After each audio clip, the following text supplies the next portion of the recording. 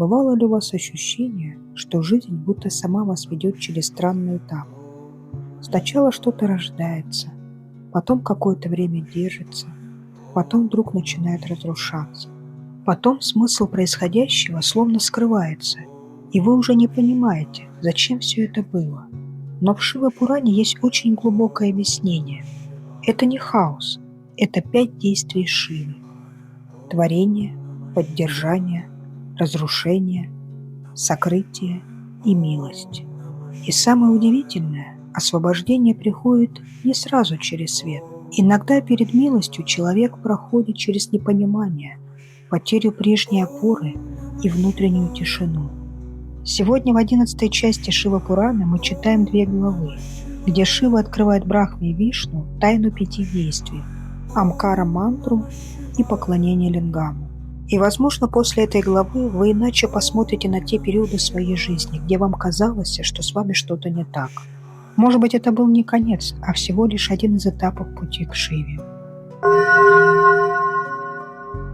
Но перед началом, как всегда, наш маленький ритуал благодарности. Пожалуйста, оплатите свою дакшину, поставьте лайк и подпишитесь на канал. Так энергия знания продолжит движение и вернется вам во благо. Этим действием вы поддерживаете пространство ведической мудрости. Дайте свету знания возможности коснуться тех, кто этого по-настоящему желает.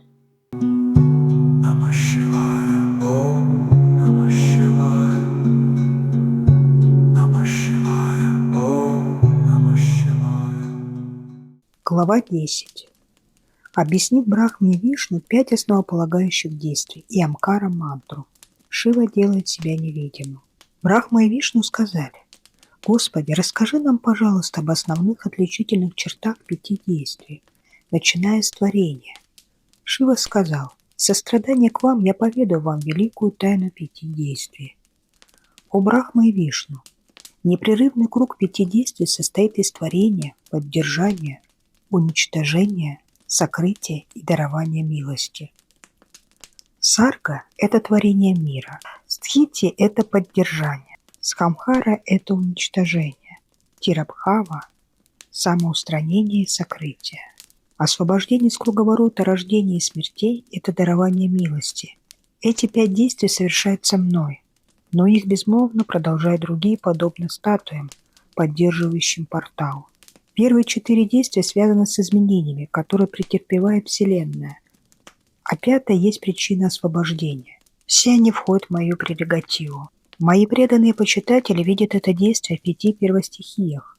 Саргу – творение в земле, Тхити – поддержание в воде, Самхару – уничтожение в огне, Тирабхаву – сокрытие в ветре и Ануграху – освобождение состояния блаженства в пространстве. Землей все создается, благодаря водам все разрастается, огонь все снедает, ветер все уносит, и от пространства все получают милость. Так должен разуметь дело мудрый человек. Чтобы наблюдать за этими 5 действиями, у меня 5 лиц, 4 с каждой стороны света и 1 в середине. О сыновья, благодаря вашему подвижничеству вам достались первые 2 действия – творение и поддержание. Вы доставили мне радость, и поэтому вы благословлены. Подобным же образом 2 других действия – уничтожение и сокрытие – возложены на Рудру и Махешу. 5-е действие – Ануграху – освобождение – не может выполнить никто иной, кроме меня. В течение времени вы забыли все предшествующие функции, но этого нельзя сказать про Рудру и Махешу. Я сделал их равным себе в отношении облика, одежды, деятельности, ездового животного, сидения, оружия и так далее. Дорогие сыновья, вы впали в заблуждение от того, что не медитируете на меня. Если бы вы сохранили знания обо мне, вас не обуяла бы гордыня, и вы не возобнили бы Махеши самих себя. Поэтому отныне начните оба читать Амкару-мантру, чтобы обрести знания обо мне. Она также рассеет вашу гордыню. Я научил вас этой великой благостной мантре. Амкара изошла из моих уст. Она изначально указывает на меня. Она указатель, а я то, на что указывается. Эта мантра тождественна мне. Повторять эту мантру воистину означает снова и снова вспоминать меня. Вначале от северного лица исходит звук А, от западного звука У, от южного лица исходит звук М. И от восточного бинду точка. Нада – это мистический звук, исходит от серединного лица. Так в пятивидной форме возникает все необходимое для полного совершенства. Затем все это объединяется в слоге Ом. Эта мантра пронизывает два вида тварных сущностей, взятые в их совокупности. Наму – имена, и Рупу – формы. Она означает Шиву и Шакти. От нее также происходит пятислоговая мантра «Намах Шивая». Она обозначает все знание. Слоги «на» и так далее следуют в том же порядке, что звук «я». От пятислоговой мантры произошли 5 матерей. От нее же произошли Шира-мантра. Гаятри-мантра, состоящая из стоп, также исходит от 4 лиц. От нее же произошли все собрания вед и десятки миллионов мантр. Для разных целей существуют разные мантры, но через одну лишь амкару достигается все. Посредством этой коренной мантры достигает самой сущности мирского наслаждения, ровно как освобождение. Все царственные мантры благоприятно непосредственно даруют наслаждение. Нандикешвара сказал: «Господь, пребывая в обществе своей супруги Амбики, взял на себя роль наставника для обоих – Брахмы и Вишну. Он отгородил их ширмой, возложив свою лотосподобную руку им на головы. А они в это время держали лица, обращенные на север, и не спеша научил их своей великой мантре. Оба ученика получили мантру, повторяв ее трижды, а также соответствующую янтру и тантру, должным образом разъясненные. В качестве платы за учение ученики посвятили себя Шиве. Затем, стоя перед ним с почтительно сложенными руками, они обратились к Господу, наставнику Вселенной. Брахма и Вишну сказали: «Почтение тебе как воплощенному образу, почтение тебе как сиянию, не имеющего образа, почтение тебе, владыка всего, почтение тебе, душа всего, ровно как обладающую телесным образом, почтение тебе, чьим звуковым выражением служит пранава, почтение тебе, чей символ пранава, почтение тебе, кто осуществляет творение, почтение тебе, обладающий 5 ликами, почтение тебе, торжественной сущности Панчала Брахмана, почтение тебе, Атману, Брахману, обладателю бесконечных благих качеств и могущества, почтение Шиве, наставнику, обладающему и телесным, и бестелесным образом». Ишвара сказал: «Возлюбленные сыны, вам с наглядными примерами были рассказана сущность всего.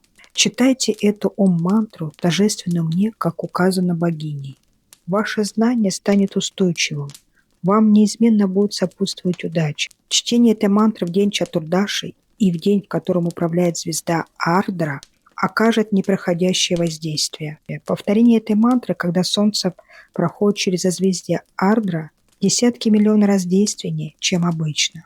Что касается поклонения Хомы и Тарпаны, то последняя четверть звезды Мригара-Шираш и первая четверть Пунарвасу должны считаться равными Ардре. Эти звезды следует наблюдать ровно на рассвете и в течение 3 мухурт, 2 часов 24 минут после. Чатурдаша считается действительным, если соблюдается вплоть до полуночи. Если он соблюдается только с раннего вечера, а затем соединяется с другим, это тоже рекомендуется. Хотя я считаю лингам и телесный образ равными, для поклоняющихся мое проявление в виде лингама наивысшее, поэтому для тех, кто стремится к освобождению, последний предпочтительнее первого. Пусть другие также устанавливают лингам самкара мантры и скульптурные изображения с пятислоговой мантрой, почитая их с помощью лучших предметов поклонения и относясь с должным почтением. Тогда они смогут легко достичь моей обители. Дав такие наставления своим ученикам, Шива сделал себя невидимым. Мудрецы сказали: как устанавливать лингам Шивы, каковы характерные черты для этого образа, как ему поклоняться, каковы подходящее время и место для поклонения, каким должен быть поклоняющийся. Сута сказал: ради вашего блага я расскажу вам все. Слушайте, пожалуйста, внимательно. Время должно быть удобным и благоприятным. Место должно быть святым местом паломничества. Она может располагаться на берегу реки или где-либо, где обстановка благоприятна ежедневному поклонению. Оно может принадлежать к разряду партхива, то есть земных, апья, водных, или тайджаса, огненных. Если оно обладает всеми качествами, перечисленными в священных писаниях, верующие обретет плод поклонения.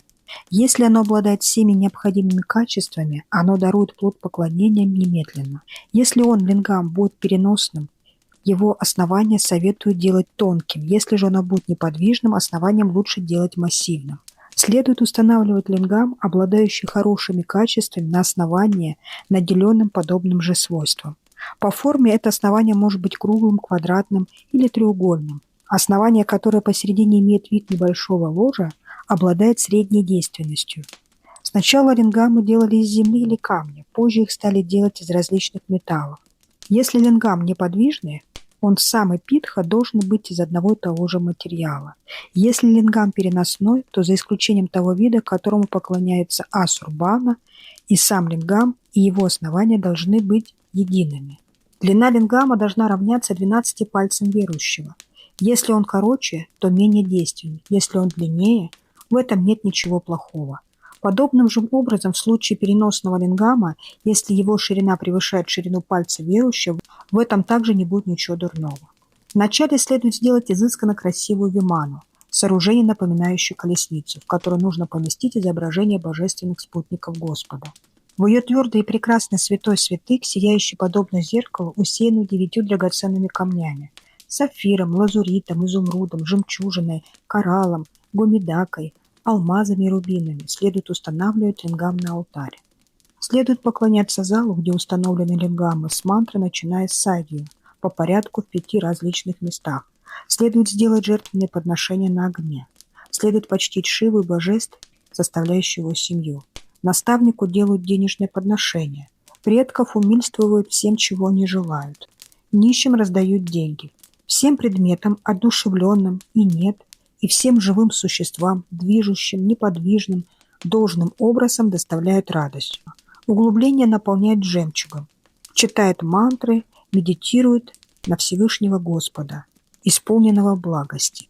Повторяют великую мантру Амкару, чей чудесный звук дает отклик повсюду. Затем лингам объединяется с питхой, основанием. Теперь он становится одним целым. Подобным же образом со всеми благоносными действиями следует устанавливать божество.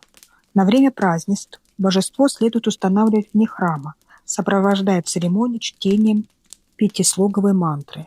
Божество следует получить от наставников, или оно должно быть таким, которому прежде поклонялись святые. Такое почтение божества лингама дарует верующему обитель Шивы. Лингам бывает 2 видов – неподвижный и переносный. Деревья, живые изгороди и так далее исполняют роль неподвижных. Черви, насекомые и так далее исполняют роль переносных. Неподвижный требует скрупулезного и постоянного сооружения. Для переносного достаточно одной тарпаны, ритуального окропления. Следует совершать Шива-пуджу с любовью ко всем существам, что выражает себя в желании им счастья, так говорят мудрецы. Основание лингама символизирует супругу Шивы Парвати, а сам лингам – живые существа. Точно так же, как Господь Шива всегда остается в тесных объятиях богини Парвати, лингам вечно пребывает на своем основании. Вот как надо устанавливать великий лингам Шивы, которому следует поклоняться с должным почтением. Следует совершать ежедневное поклонение, исходя из своих возможностей. Это же верно и касается установки флагов и так далее. Пусть верующий установит лингам, и тот сразу же дарует ему обитель Шивы. Или пусть верующий поклоняется переносному лингаму с помощью 16 видов почтения и служения, как предписано. Он дарует обитель Шивы постепенно. 16 видов служения – это призывание, авахана, предложение сидения, асана, предложение воды для омовения рук, архи, омовение стоп, падья, вода для поласкивания рта, как священного обряда, ачамана, натирание растительным маслом, абхьянга снана, предложение одежд, вастра, духи, ганха, цветы, пушпа, благовония, тхупа, лампады, дипа, предложение пищи, нивидана, круговые движения светильников вокруг божеств, нираджана, листья бетеля, тамбула, почтительные поклоны, намаскара и отдание или завершение пуджи, висарджана. Или пусть верующий совершает должным образом обрядовые действия от предложения воды до омовения рук до предложения пищи. Или же пусть верующий ежедневно совершает, насколько позволяют ему возможности, омовение божества, предложение пищи, почтительные поклоны и окропление. Все в указанном порядке. Это дарует ему обитель Шивы. Или пусть он поклоняется с помощью всех 16 элементов лингаму святого человека или человека благого происхождения, или нерукотворному сваямху лингаму, или должным образом установленному лингаму, обладающий очень необычными свойствами. Если верующий преподносит дар предмета поклонения, то обретет то или иное благо. Посредством ритуальных обходов лингама и почтительных поклонов он постепенно достигает обитель Шивы. Если регулярно видеть лингам, это дарует благо. Или, например, верующий может сделать лингам из глины, коровьего навоза, цветов, тростникового сахара, коровьего масла, пепла или вареного риса, из чего он пожелает, и поклоняться ему согласно предписанным правилам. Некоторые знатоки советуют поклоняться лингаму, который символизирует отставленный большой палец руки. В обрядах поклонения лингаму нет места каким-то не было запретом. Шива везде дарует блага, которые соответствуют возложенным усилиям верующего, или пусть он, верующий, преподносит лингамы в дар или жертвует на их создание. Что бы ни дарилось с искренней верой преданному почитателю Шиву, наградой всегда будет обитель Шивы. Или верующий может повторять пранава-мантру по 10 тысяч раз каждый день. Известно, что повторение Ом пранава-мантры по 1000 раз на рассвете и в сумерках дарует обитель Шивы. Во время многократного чтения мантры то, что заканчивается на «м», пранава очищает ум. Во время самадхи, глубокого созерцания, амкару следует повторять в уме. Тихо шептать ее можно все время. Тоже относится и к бинду, точке, и нада, звуку. Это будет также действенно. Или верующий может с должным почтением повторять пятислоговую мантру 10 тысяч раз каждый день или по 4000 раз на рассвете и в сумерках. Это дарует обитель Шивы. Когда пятислоговую мантру Намах Шивая повторяет Брахман, она бывает особенно действенна, если ей предшествует звук Ом. Чтобы мантра принесла желаемый плод, ее нужно получить у наставника в ходе должным образом проведенного посвящения. Обрядовое омовение, когда солнце проходит знак Кумбхи, то есть Водолея, посвященные в мантры Матри Каньясы, Брахмана человек, чья душа очистилась посредством истины, наставник, дарующий совершенное знание, все они превосходны. Пусть брахманы начинают с намах, а прочие заканчивают им. Что касается женщин, то для них будет правильным заканчивать словом намах. Некоторые говорят, что брахманки начинают с намах. Если человек повторяет эту мантру 5 крор раз, то становится равным Садашиве.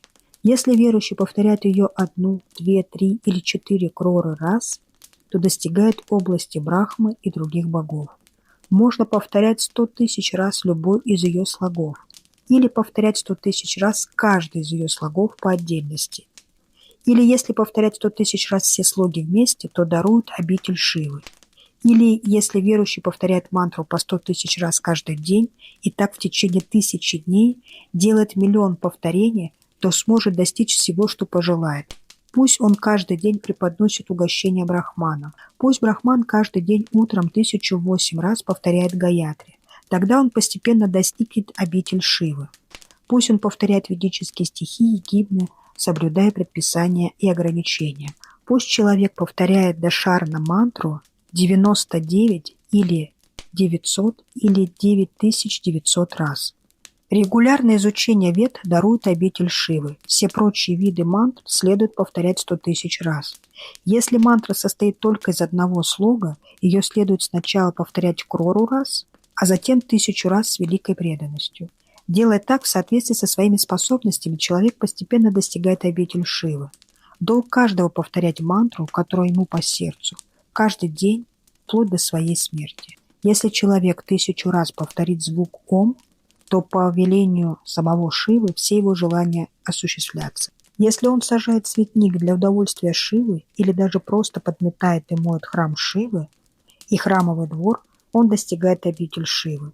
Пусть верующий все время с великой преданностью пребывает в храме Шивы. Это принесет всему чувствующему и нечувствующему мирское наслаждение и освобождение. Поэтому пусть разумный человек пребывает в храме Шивы до самой смерти. В храме, построенный обычным человеком, пространство на расстоянии 100 хаст от лингама является священным. В храме, посвященном мудрецам, пространство на расстоянии 1000 аратни от лингама является священным. Если лингам установлен богами, пространство на расстоянии 1000 аратни является священным. В храме, где имеется нерукотворный лингам, пространство на расстоянии 1000 дхану праман является священным. В соответствии с утверждением Шивы, купальня, источник, пруд и так далее в святом месте паломничества следует рассматривать как Шива Гангу. Совершая омовение, раздавая дары и начитывая мантры, в таком святом месте человек достигает Шивы. Пусть человек ищет прибежище в храме Шивы и остается в нем до самой смерти. Нужно совершать в святом месте паломничество, погребальные обряды 2 или 10 дня, ежемесячные предложения пинд, обряд сапинди Карана или ежегодную шрадху. Человек, поступающий так, тотчас же достигает обитель Шивы. Оставаясь там в течение 7, 5 или 3 ночей, или даже одной единственной ночи, он достигает обитель Шивы постепенно. Он получит плоды в соответствии со всеми своими действиями и подобающими его сословию. Если он поддерживает на высоте стандарты своего сословия и исполнен преданности, плод становится более замечательным. Все, что делается с желанием каких-либо определенных благ, приносит немедленные плоды. Все, что делается без всякого корыстного желания, непосредственно дарует обитель Шивы. Из 3 отрезков времени обязательно обряды следует выполнять утром, обряды для осуществления желаний в полдень и обряды для подавления злых сил вечером. Последнее действенно также и ночью. 2 ямы в середине ночи называют нишидха. Поклонение Шиве в это время дарует желанные плоды. Если человек, осознав это, совершает обряды, он получит надлежащие плоды. Особенно в эпоху Кали желанные плоды получает только благодаря тщательному исполнению действий. Если человек благонравен и совершает благие поступки по совету других или по собственной причине, то получит соответствующие плоды. Мудрецы сказали: «О Сута, первый среди величайших йогинов, расскажи нам, пожалуйста, вкратце о различных святых местах, найдя прибежище, в которых женщины и мужчины достигнут обители Шивы. Расскажи нам, пожалуйста, об обычаях храмов Шивы».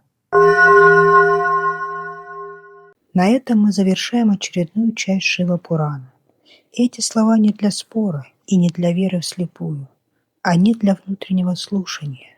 Если вам что-то откликнулось, останьтесь с этим. Не торопитесь с выводами. Поделитесь своими мыслями или вопросами в комментариях. Шива Пурана раскрывается через размышления и диалог. Если вы здесь впервые, обязательно подпишитесь на канал «Индомания. Пространство ведической мудрости». Добро пожаловать в место вашей силы. Продолжение, как всегда, в следующий понедельник. До новых встреч! Намah Shivaya.